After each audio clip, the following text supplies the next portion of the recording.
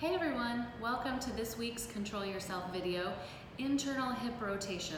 We've been playing around with eagle pose this week, and one of the ways that we're prepping with an active version of eagle pose where we don't bind our legs is controlling our internal hip rotation. So just find out what your internal hip rotation is like. You can take your legs out wide and you're just one leg at a time. Let's do external rotation first because that's a little more accessible. So from the hip, you're going to turn the leg open towards the side so that your toes point out away from you.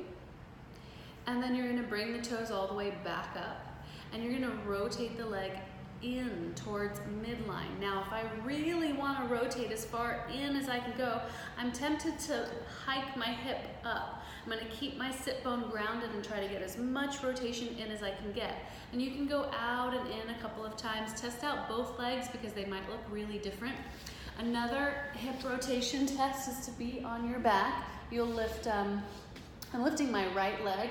Knee over the hip is fine, somewhere like that. And then you're going to turn the shin towards midline. This is external hip rotation. And then you'll turn the shin away from you. That's internal hip rotation. So you're turning it in. I wonder if you can see at this angle.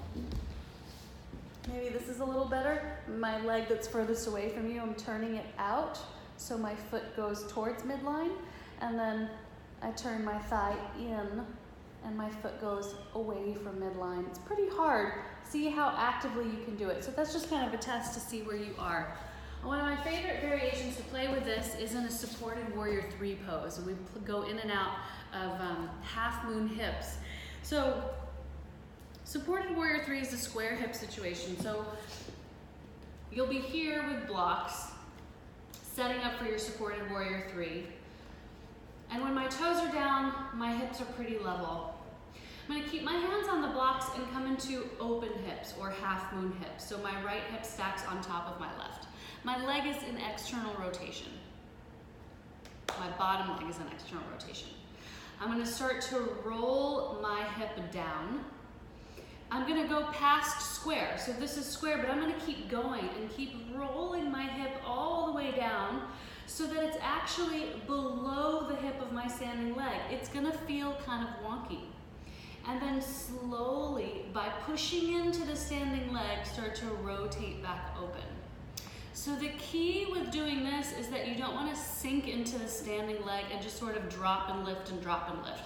You can do it because gravity is on your side, but you want to work against gravity as you slowly peel the hip down, all the way down until your inner thighs kind of smash in against one another and you can't go any further, and then all the way back open nice and slow. The opening is coming, the work of the opening is coming from the hip of your standing leg.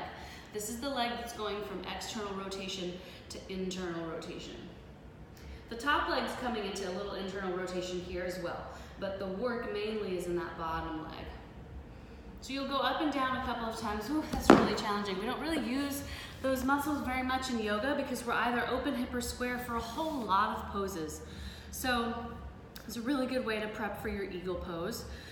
If you're interested in coming into eagle pose, so I won't show the whole variation, we'll just show the legs of eagle pose.